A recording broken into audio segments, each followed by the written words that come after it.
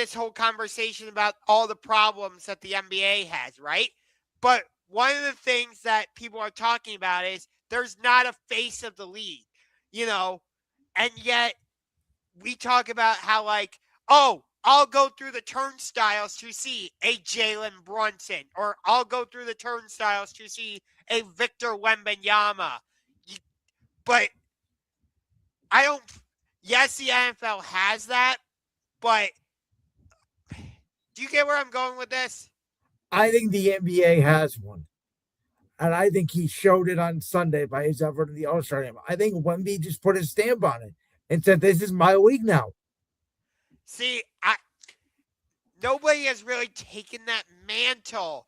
Like, you don't see Wemby is probably the closest thing, but because yes, you're gonna get people saying, yes, I want to go pay money to see the Spurs because I want to see Wemby, even if they're playing the freaking Charlotte Hornets or the New Orleans Pelicans. I get it, but I don't think you're gonna see, oh, he's walking to the arena dressed like that, I'm gonna dress the same way, or like.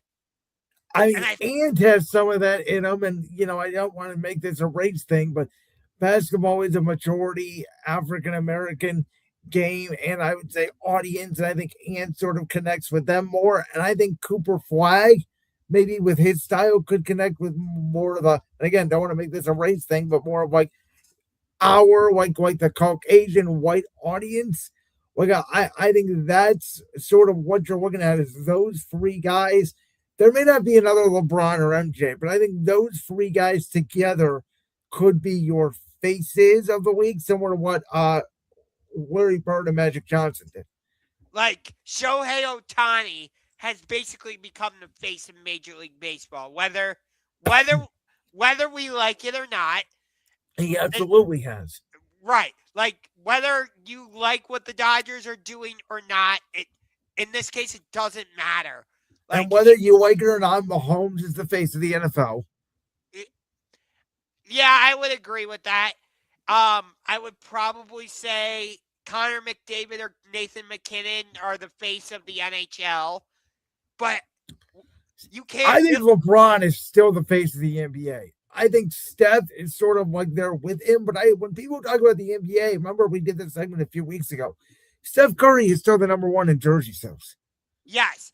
But, like, SGA, for example. Not going to be the face of the league.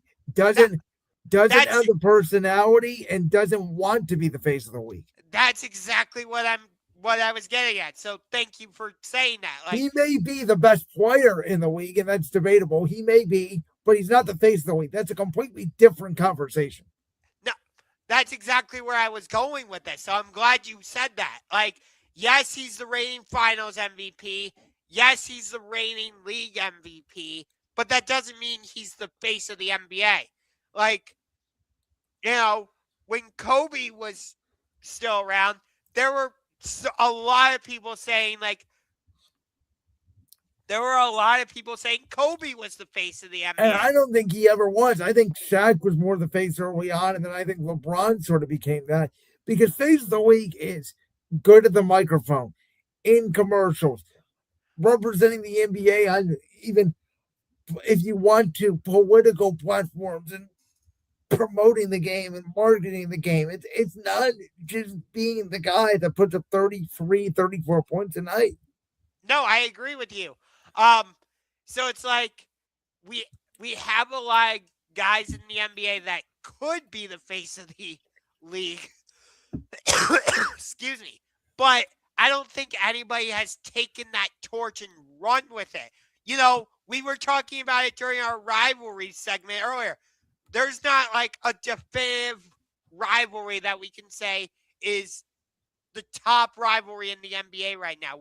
We were both saying it. There's rivalries that could move into that slot, but there's not a definitive one right now.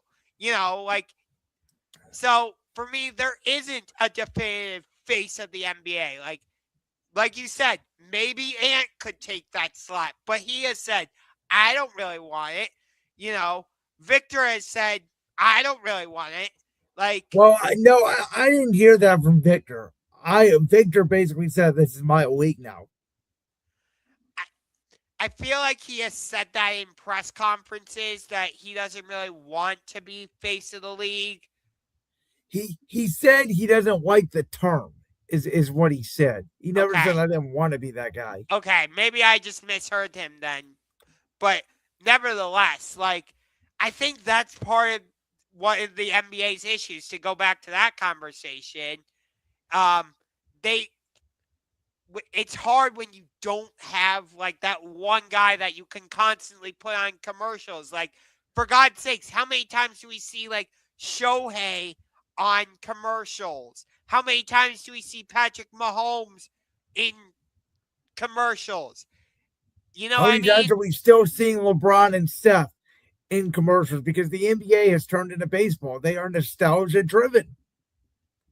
Which I like that, but at the same time, if you got young guys like an SGA, Ant, Luca, Cooper Flag, guys like that. Okay, maybe not Luca as much, but you get my point.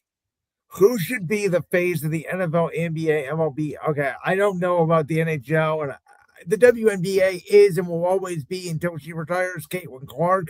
There's no debate about that. She instantly became the face the minute she stepped on a court at Iowa and took over the nation.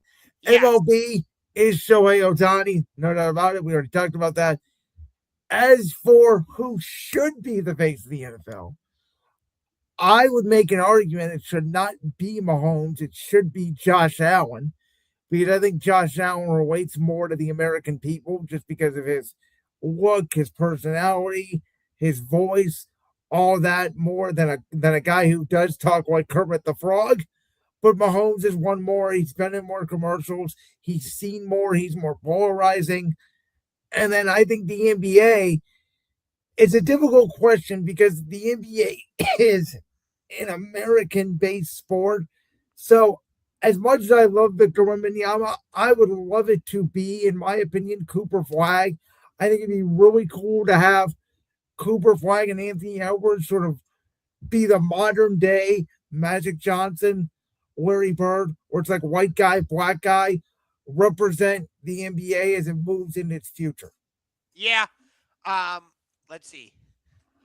I'm sorry about that. Jo- Josh is still the face of Brit. The Thanks. But yeah, I mean, face of the WNBA, that is most definitely Caitlin Clark. That's not even a question. Face of the NHL, like I said, it's probably either Nathan McKinnon of the Colorado Avalanche or Connor McDavid. I wouldn't say it's Sidney Crosby anymore or Alex Ovechkin, as much as I love them, and Ovechkin is still playing at a high level. But Nathan McKinnon has at least won a Stanley Cup. McDavid's been there twice, but he's lost to the Florida Panthers both times. And then with the MLB, it's Shohei. That's obvious. And then with the NFL, as much as I hate the Ravens, I would love it if Lamar could be the face of the NFL. I would love it. You know, he's got the personality. People love watching Lamar, yep. but he just can't. He's never been to the Super Bowl. And he's not healthy enough. No, like I would, as like I said, yes, I hate the Ravens. Yes, but I still love Lamar. Like, if Lamar's playing, I want to watch. You know, I have a personal vendetta against the Brown Stadium. I'm not going to get into all that. But if the Ravens are in town, I'm like, okay, I really want to see Lamar. Yeah. I mean, Jalen Hurts has the temperament to be the face of the week, but he doesn't have the personality to be the face of the week. I Let's put it agree. that way. I agree, and I think the Eagles, yeah, the Eagles have been in one of the top teams, but they're such an up and down team. Like, they were one of the best teams. You know, that's why they. Don't I know it? You don't need to explain this to me. Don't I know it? I live for 365 days a year. Yeah. So, for me, like, I can't put Jalen Hurts in that conversation because you go from the highest of highs, like how he played in Super Bowl 57, to the follow-up season. No, I'm just saying if you want me to build what a face of a week should sound like in any sport, Jalen Hurts is the guy at the microphone. Yeah, he does talk in a lot of riddles and Bible verses and stuff, though.